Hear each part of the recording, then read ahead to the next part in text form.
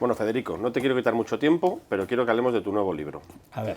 Entonces, bueno, es un libro que es una recopilación de artículos. Bueno, no, tiene una parte que es una recopilación. Y luego otra que es un prólogo. Un prólogo de 50 de 57, páginas. lo he visto. Sí, que podía ser un libro. Efectivamente, eso es lo que te iba a decir. Eso te iba a decir. Es un libro en el que haces un planteamiento sobre Pedro Sánchez, los años, te retrotraes a lo anterior, hablas del felipismo, algún libro tuyo anterior. Pero vamos a empezar por el titular. El camino hacia la dictadura de Sánchez. No hay remedio. Sánchez no va a caer. Bueno, puede caer, porque estamos en el camino hacia. No hemos llegado. No es la dictadura de Sánchez, si no sería muy llamativo. El camino hacia. ¿Por qué es el camino? Porque desde que llega al poder y forma gobierno con Podemos, todo lo que hace Sánchez es desmontar, o sea, el estilo, el modelo bolivariano. Es decir, vaciar de contenido el régimen constitucional, ir tomando la Fiscalía, el Tribunal de Cuentas, el Tribunal Constitucional, y le queda el Consejo del Poder Judicial y el Supremo. Y a partir de ahí ya puede darle la vuelta y crear su régimen y quedarse eternamente en el poder, ¿no? Eso en buena parte está hecho, está empedrado, pero para mí la sorpresa fue, yo lo tenía pensado, digamos, casi como un de profundis, como un testamento, es decir, que no se diga que no avisamos, desde el 17 hasta ahora. Pero entonces se produce el acuerdo con Junts, que está en el apéndice, porque hay que leerlo literalmente, y entonces se produce una rebelión que era inimaginable, yo jamás hubiera pensado. Salen los jueces con sus togas a las escalinatas de todos los juzgados, no a la ley de amnistía, los jueces, los fiscales, los abogados, los secretarios judiciales, hasta los inspectores de Hacienda, porque se dan cuenta de que es la liquidación del Estado. Y que además como no tiene escrúpulos, lo va a hacer. Y entonces las reacciones, yo digo que es como 1808, pero entonces lo hizo el pueblo frente a las instituciones que no reaccionaban ante Napoleón, y el pueblo sí. Y ahora son las instituciones con el pueblo las que han reaccionado. Y eso para mí sí que es lo que hace que podamos hablar de hacia, pero no hemos llegado. Y además se puede impedir, porque eso plantea que hay una respuesta constitucional, política y popular. Y eso, ningún régimen bolivariano se ha enfrentado a la vez a eso. Ha acelerado, porque la basura del resultado electoral que tuvo, entonces eso nos da una oportunidad. Vamos por partes, Federico, porque me estás planteando el libro en su conjunto. Lo primero, ha calado una sensación, que yo creo que la ha fomentado Sánchez, de este hombre no se va a ir ni con agua caliente, este hombre es resistente, resiliente e indestructible. Es su libro, su primer libro, el primero que le escribió Irene Lozano. Bueno, claro, alguien que le tiene que escribir los libros, imagínate, yo creo que no tiene media torta, es un farsante. Yo creo que se ha alimentado mucho la idea de tal, si fuera medianamente inteligente, gobernaría en solitario. Pero él caerá. Tiene que caer, porque ahora ya el nivel a que ha llegado de poder personal, con toda la mafia de su partido, que se está destapando ahora con toda la cuestión de no las mascarillas, es la existencia de una auténtica mafia personal en la que está implicado él personalmente con su señora. Estaban haciendo negocios ya antes de la pandemia y por supuesto han seguido haciendo después, porque la tendencia del PSOE es robar. Ahora nos toca a nosotros lo de Andalucía, pero desde el principio.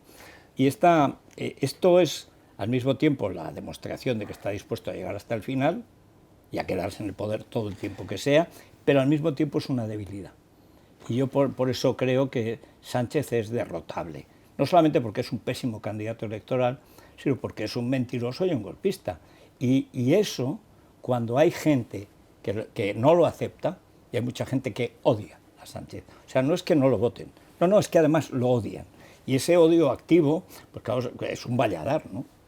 En el prólogo, que efectivamente es un prólogo muy largo, es un ensayo, sí. Más que un prólogo es un ensayo, o ambas cosas. Te refieres a un libro que publicaste en los años 90 sobre Felipe González, La dictadura silenciosa, sí. Mecanismos totalitarios en nuestra democracia. Se habla mucho ahora de la comparación de la situación en la que está Feijóo con la que estuvo Aznar. Pero hazme la comparación de Sánchez con Felipe.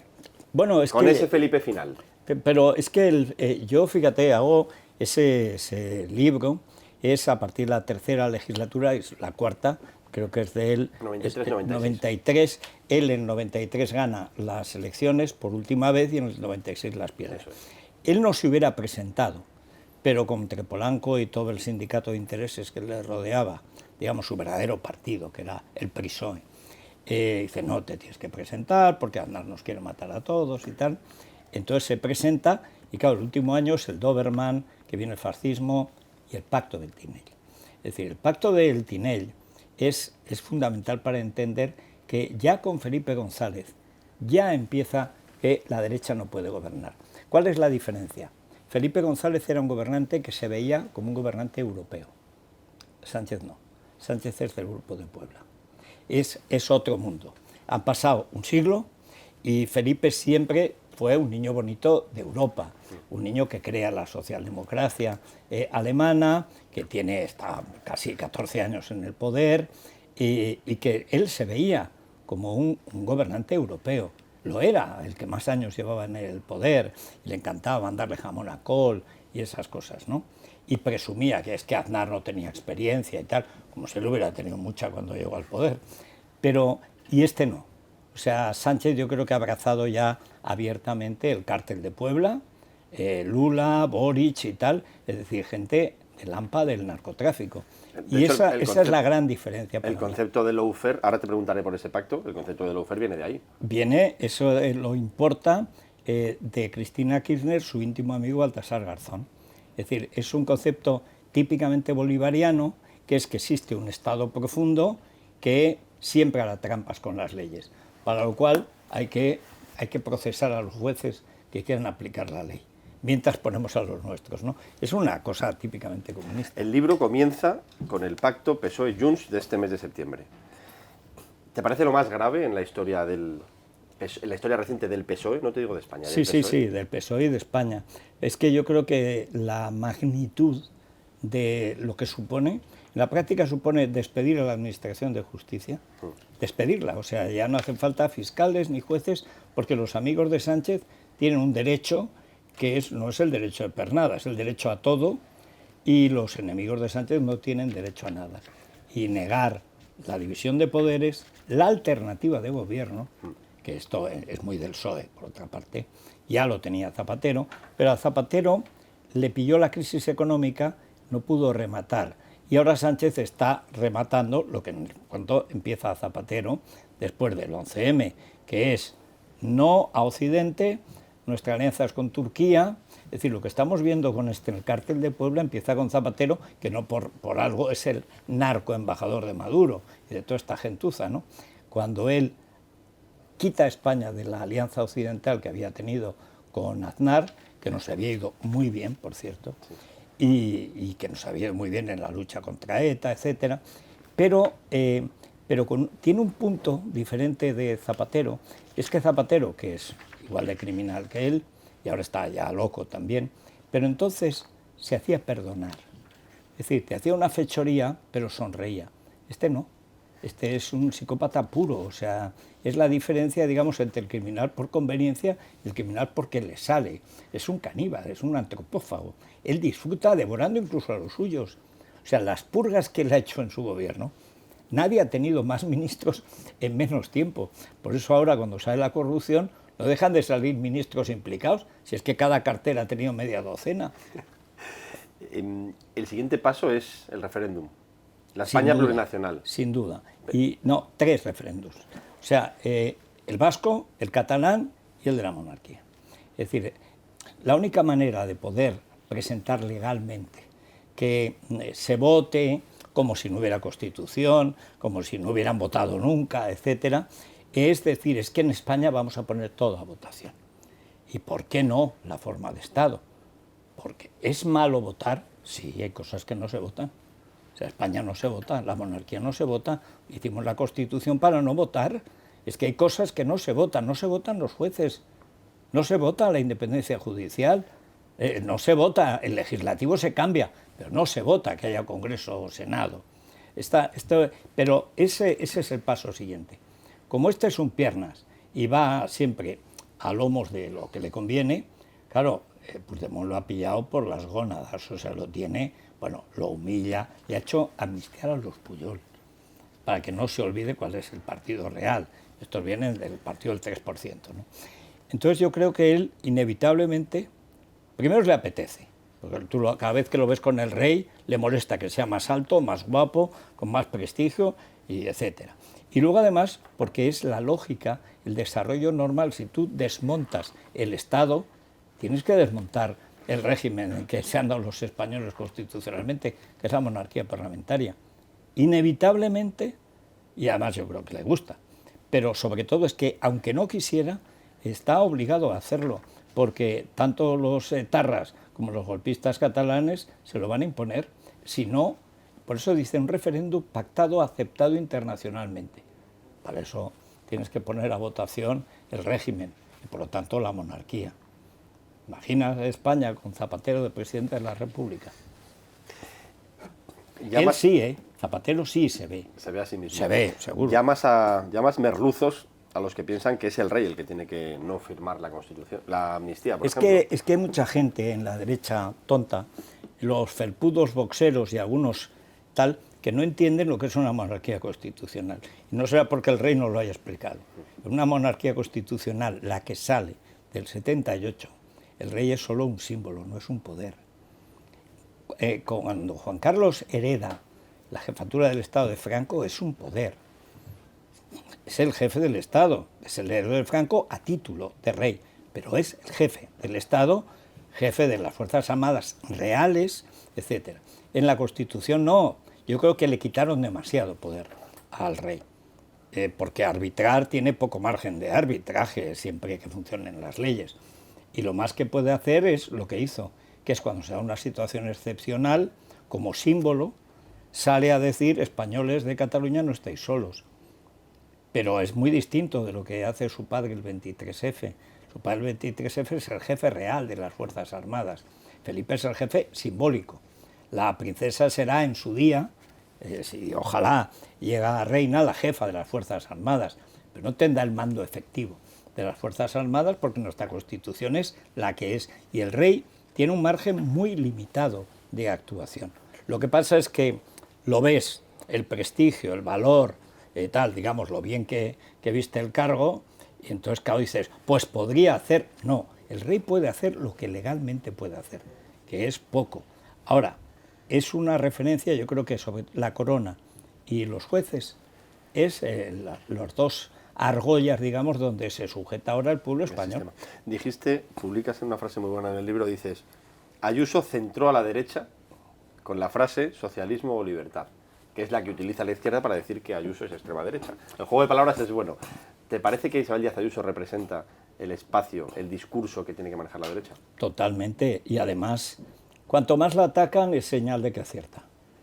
Hay una anécdota que contaba Esperanza Aguirre, que un día en el Consejo de Ministros de Aznar, en el primer gobierno, llega a Cascos, vicepresidente, y le dice: tengo que felicitar a la señora ministra de Educación porque lleva 7 editoriales del País y eso significa que ya la consideran caza mayor. Así que tengo que darles la enhorabuena. Gracias, gracias, decía Esperanza. Pues esta es lo mismo. ¿Por qué la derecha ataca a Ayuso desde el principio? Porque Ayuso es antiizquierda, no es anti-PSOE, no es anti-Podemos, es antisocialista. Y esta cuestión, que además en ella, lo dice en el libro de la derecha, lo he explicado más, por su biografía y por su carácter, no acepta que le den lecciones, no lo tolera, es lo contrario de Soraya.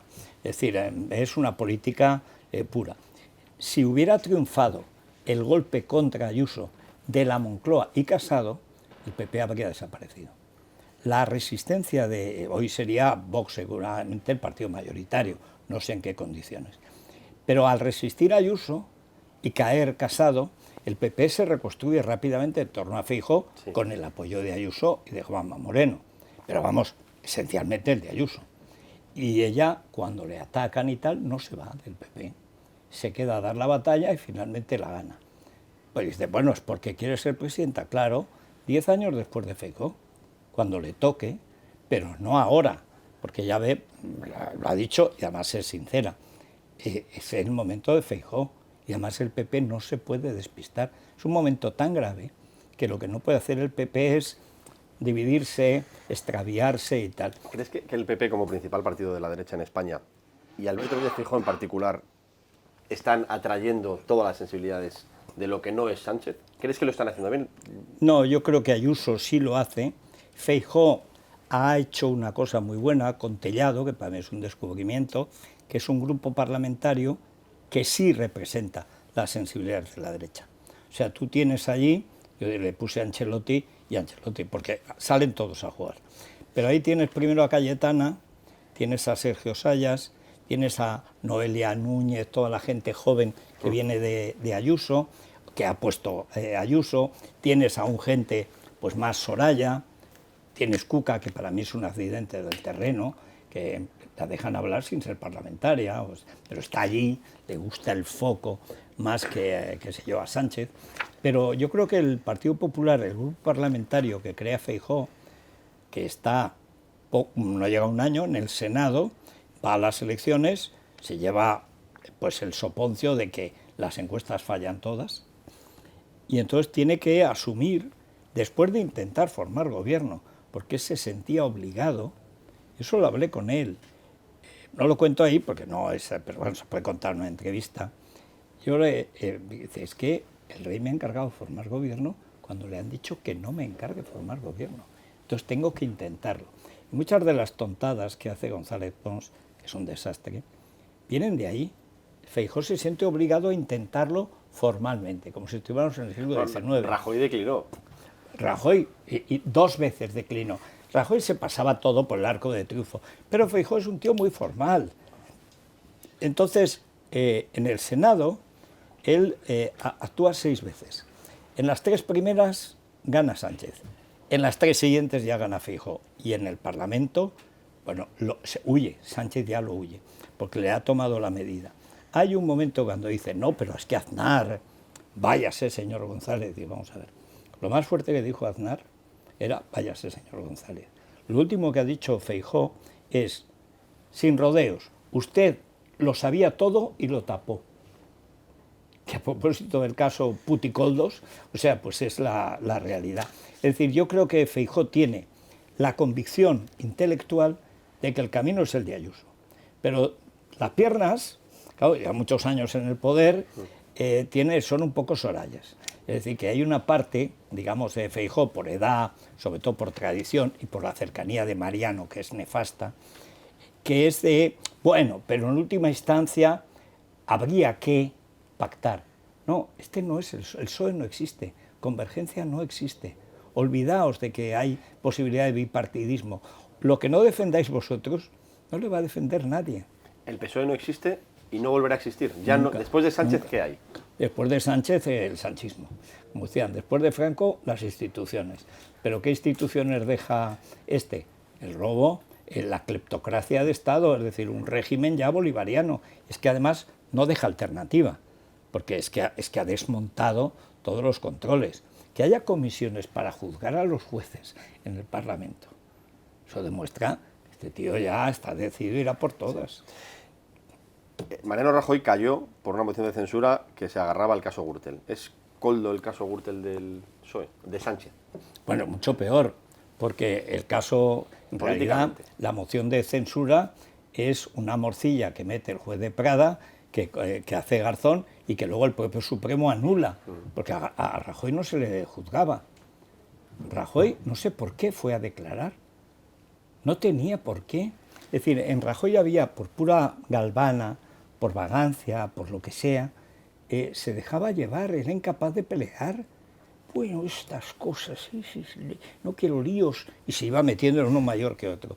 Pero el problema para mí que tiene ahora el Partido Popular es que tiene que estar, no como dicen algunos, tendiendo la mano y tal, no, tiene que estar abofeteando al PSOE aquí y en Europa.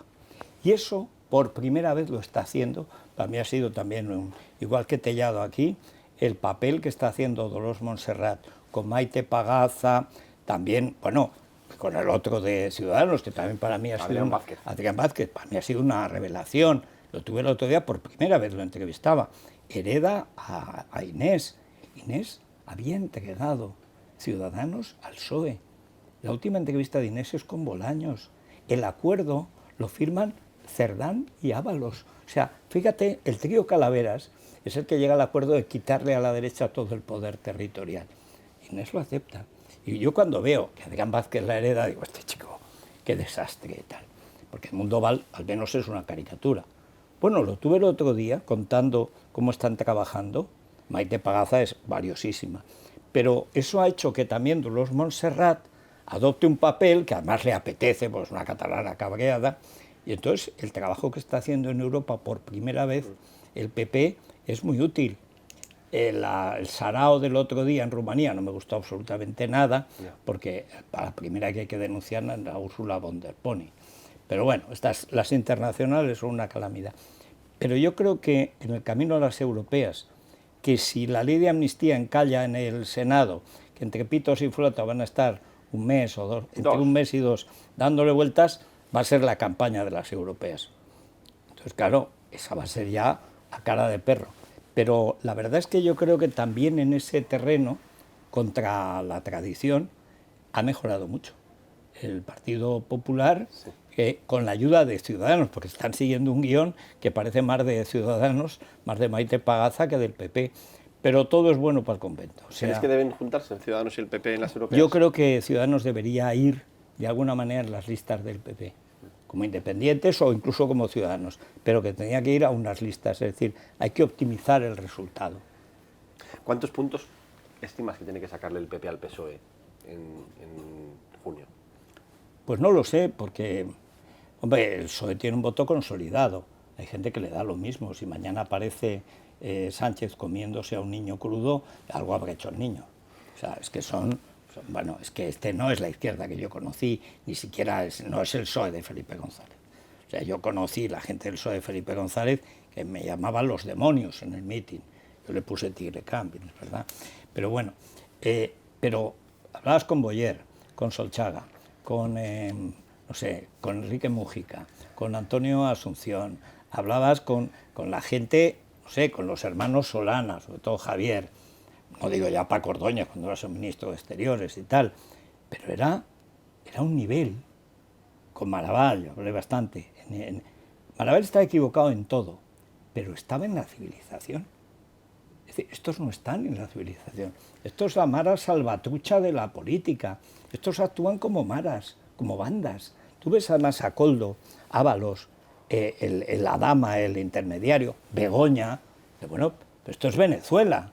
Begoña Excelsi. O sea, pero ¿cómo hemos llegado a esto? Porque no es el Partido Socialista. Y esto hay gente del PP que siente la nostalgia, dicen, del bipartidismo. Primero, nunca hubo bipartidismo real. El PP gobernó cuando el PSOE ya no pudo mantener más el poder. Y luego, es que esto con Zapatero se acabó. No existe ni volverá a existir, salvo, bueno, como estamos lo más parecido al 36, cuando Largo Caballero se echó a la guerra civil. La diferencia es que entonces un tercio del partido con Besteiro estaba en contra. Le plantó cara en la UGT, le plantó cara en el PSOE. Le costó 3 años acabar con Besteiro a Largo Caballero. Y sin embargo ahora no hay nada en el PSOE. Federico, la portada del libro son 6 personas, 6 rostros. Parece una portada de una película de acción. Bueno, norcoreana. Norcoreana. Sí, lo sé. Te quiero pedir que me definas a los 6 personajes, por orden y con brevedad. Por el orden que tú estableces. Pedro Sánchez. Pedro Sánchez es, digamos, la cara de los otros, de los demás. O sea, Pedro Sánchez es, podríamos decir, el burro de Troya, dice Cayetana, o el caballo, o si quieres, el bucéfalo. Pero en el fondo, Sánchez no es más que la careta del verdadero golpe de Estado, cuya cabeza pensante y la única real al final es Pumpido. Es decir, esas son las 2 únicas fotos que he elegido yo, la de Sánchez y la de Pumpido. Las otras 4 son del editorial, pues esas las quería elegir yo. Y decían, por el gesto. ¿Pumpido por qué? Digo, es que si Pumpido no estuviera vendido, con que el Tribunal Constitucional declarara anticonstitucional la ley de amnistía, se acabó. El problema es que lo primero que hace Sánchez es poner a Pumpido, que es el jefe real del golpe. Sánchez es el tejero, pero en la Armada, el jefe real es Pumpido. Sin el Tribunal Constitucional No se podría cargar la Constitución, Sánchez. Y si se la puede cargar es porque están ya dentro los enemigos de la Constitución. Y el peor es Pumpido. Defíneme a Cándido Conde Pumpido. Cándido Conde Pumpido es un tipo que se ha creído gran jurista. A mí me parece un sinvergüenza, en el sentido estoy separado. Sinvergüenza es querellable, sinvergüenza no.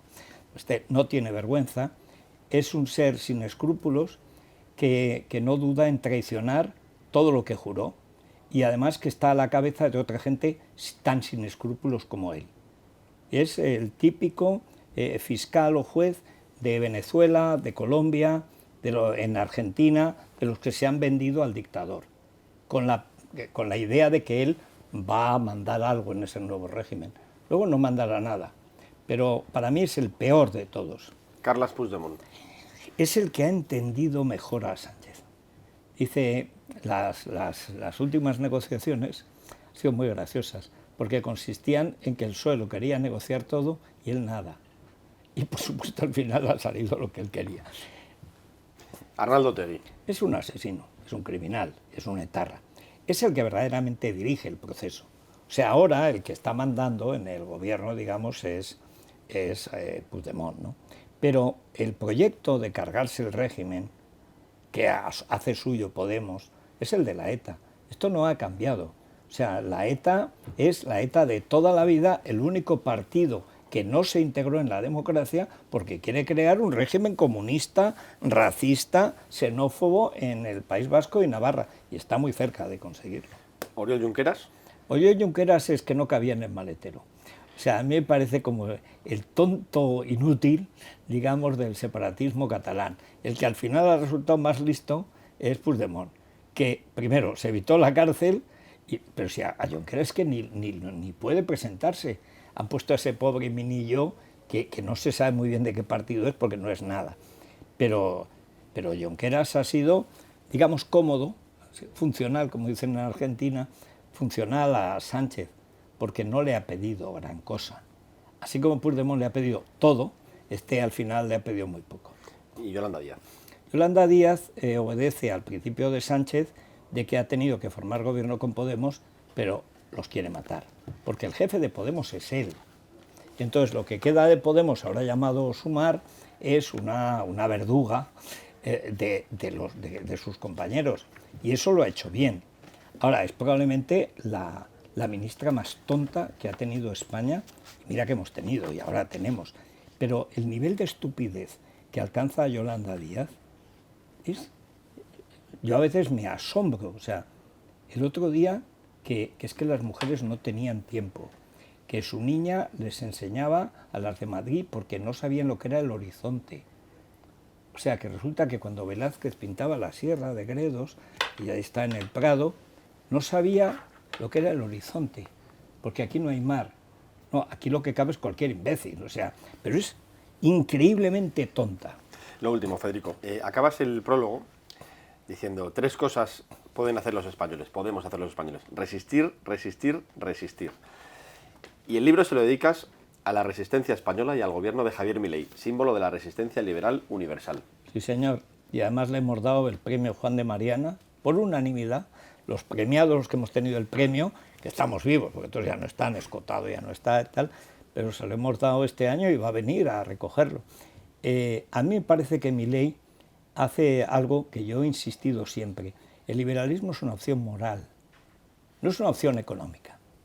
Es ante todo una opción moral, que es contra la dictadura, defensa de la libertad y de la propiedad, el derecho moral que tiene una persona a hacer su vida y con sus cosas, y a que no le toquen las narices y a que le respeten lo que es suyo. Y esa dimensión moral de Milei es la que ha conseguido que cale en un país tan echado a perder como Argentina. Por lo cual, y ahora la lucha que ha emprendido contra el narco en Rosario, bueno, es extraordinario, porque dicen, este libertario está contra el Estado. No, está recreando el Estado liberal, cuya única función es mantener la vida, la libertad y la propiedad bajo la ley, y lo demás sobra. El Estado asistencial sobra porque ha llevado a Argentina a la ruina. Pero esa dimensión moral de Milei, que además, si Milei en un año no lo han matado o no ha caído, ha triunfado. Y si triunfa Milei, todo el cártel de Puebla sufre la peor derrota que ha tenido. O sea, porque es que Argentina era clave. Todo lo que viene a España, el lenguaje inclusivo, todo el rollo sexista, está calcado de Argentina. Lo traen los podemitas de Argentina. Y la verdad es que Milei, ayer, cuando le hablaban del narco en Santa Fe, en Rosario, dice, bueno, eso pasa por votar tantos años socialismo. Porque el socialismo, como no respeta la propiedad ni la libertad de la gente, al final acaban mandando los narcos, porque no es un Estado. Y es así. Entonces yo creo que Milei tiene una virtud, primero, que como está loco, yo escribí una vez un artículo, digo, solo un loco puede creer que Argentina tiene remedio. Y los argentinos lo han creído. Solo un loco puede ir contra todos los privilegios de tantos años. Y está yendo. Eso demuestra que siempre se puede. Por eso se puede parar también a Sánchez. Hombre, si Milei puede parar a los kirchneristas, nosotros podemos parar a Sánchez. Ahora hay que tener en la cabeza que esto es una lucha a muerte. Es o Sánchez o España. O sea, lo que dijo Ayuso es así, o Sánchez o España. Son proyectos incompatibles. Así que tenemos que ganar. Fenomenal. Pues muchas gracias, Federico. Media hora. Clavado.